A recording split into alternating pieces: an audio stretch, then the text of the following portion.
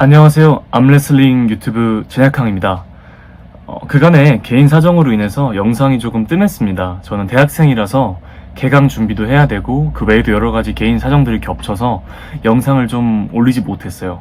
그래서 이번에는 기존의 옥상파워 카톡방이나 유튜브 커뮤니티 등에서 좀 사람들이 몇 번 추천을 해주신 컨텐츠가 탐롤에 대한 강의 영상을 찍어달라 였거든요. 그래서 오늘은 제가 쓴 탐롤에 대해서 한번 영상을 찍어보도록 하겠습니다. 본격적으로 본 내용을 들어가기에 앞서서 한 가지 말씀드리고 싶은 점은 기술에는 정답이 없어요. 똑같은 탐롤이라도 누군가는 어떤 기전을 쓰고 또 누군가는 다른 기전을 쓸 수가 있는 거기 때문에 그냥 그렇구나 하고 참고 정도만 해주셨으면 좋겠습니다. 자, 우선 간략하게 얘기해서 제가 사용하는 탐롤은 로우 탐롤입니다. 이게 처음부터 이렇게 팔씨름을 했던 건 아니고요. 저도 처음에는 그냥 하이 탐롤, 로우 탐롤의 구분 없이 그냥 단순한 플렉션 동작으로 상대방을 넘기는 기술을 구사했었는데 제가 2019년쯤에 우연히 카자흐스탄 온갈베브가 속해 있는 팀의 코치와 인연을 맺게 되었어요. 그래서 그 사람한테 아직까지도 온라인으로 코칭을 받고 있는데 그 사람한테 팔씨름을 배우다 보니까 자연스럽게 그 팀의 전유물인 로우 탐롤을 장착하게 된 것 같습니다. 어쨌거나 제가 쓰는 기술이 모두에게 맞을 거라고 생각하지 않아요. 저는 개인적으로 생각했을 때 본인이 좀 팔이 짧다라고 하시는 분들은 제가 알려드리는 이 영상이 크게 도움이 되지 않을 수도 있어요.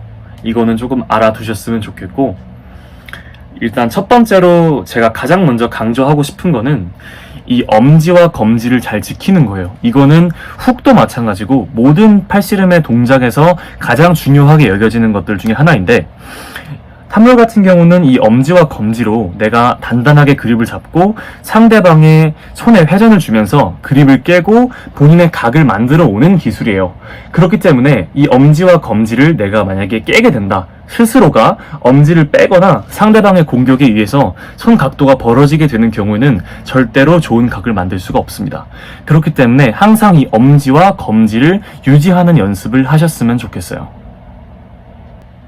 그리고 이건 약간 여담인데 이 엄지를 먹는 방법에는 되게 여러 가지가 있어요. 저 같은 경우는 엄지를 손 전체로 감싸서 그립을 잡는 스타일인데 어떤 분들은 이렇게 잡으시기도 하고, 또 엄지가 굉장히 긴 분들은 네 번째 손가락과 세 번째 손가락 사이에 엄지를 끼우는 경우도 있습니다.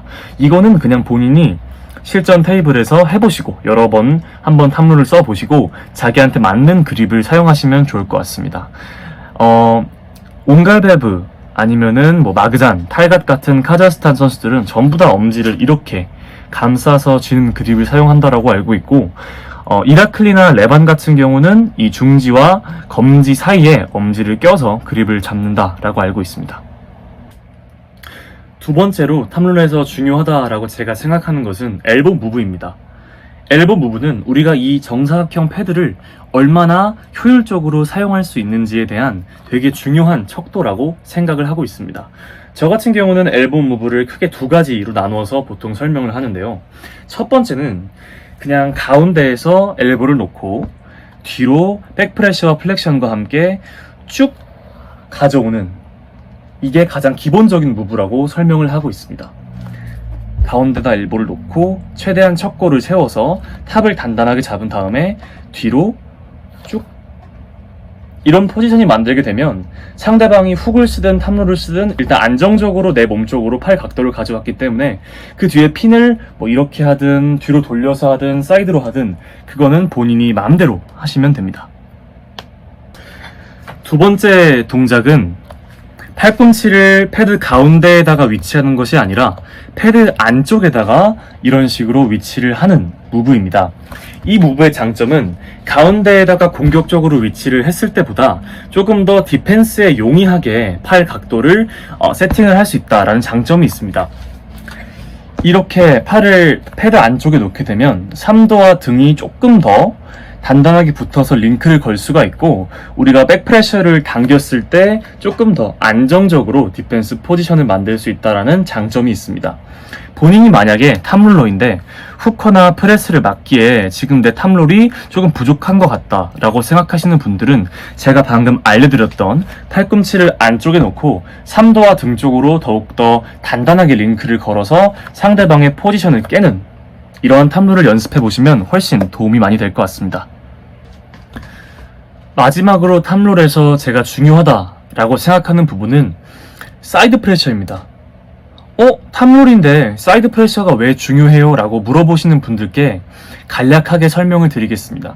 우리가 아무리 플렉션으로 상대방의 그립을 깨고 프로네이션으로 아무리 잘 내 쪽으로 갖고 온다 하더라도 우리가 경기를 끝나기 위해서는 핀패드에 상대방 팔이 위치를 해야 되는데 핀패드 같은 경우는 측면에 있죠. 그래서 우리가 아무리 뒤로 당기는 동작이 강하더라도 옆방향에서의 힘이 부족하면 상대를 쉽게 핀시킬 수가 없습니다. 저 같은 경우는 굉장히 사이드 프레셔가 약한 편이었고 그 중요성을 크게 깨닫지 못하는 편이었어요. 근데 제가 이번에 행해졌던 카프 평가전에서 상대방의 팔을 잘 갖고 왔고 제 마음대로 포지션을 점유할 수 있는 상황이었는데 사이드 프레셔가 부족해서 그 사람을 핀을 시키지 못했고 결국 이 상태로 넘어가게 되면서 인사이드에 좀 큰 부상을 입었던 경험이 있거든요. 그렇기 때문에 내가 정말 강한 탐로를 쓰고 싶고 조금 더 효율적인 무브로 상대방을 이기고 싶다라고 생각하시는 분들은 사이드 프레셔 방향에 대한 대비가 되어 있으면 정말 좋을 것 같습니다. 자, 오늘은 제가 쓰는 탐롤에 대해서 또 그리고 어떤 것들을 가장 중요하게 생각하고 있는지 여러분들께 간략하게 소개를 드렸습니다. 영상 앞부분에서 말씀을 드렸던 것처럼 절대 기술에는 정답이 없어요. 제가 쓰는 탐롤이 누군가에게는 굉장히 안 좋은 동작일 수도 있고 또 제가 안 좋다라고 생각하는 동작이 그 사람한테는 굉장히 잘 맞을 수도 있는 거거든요.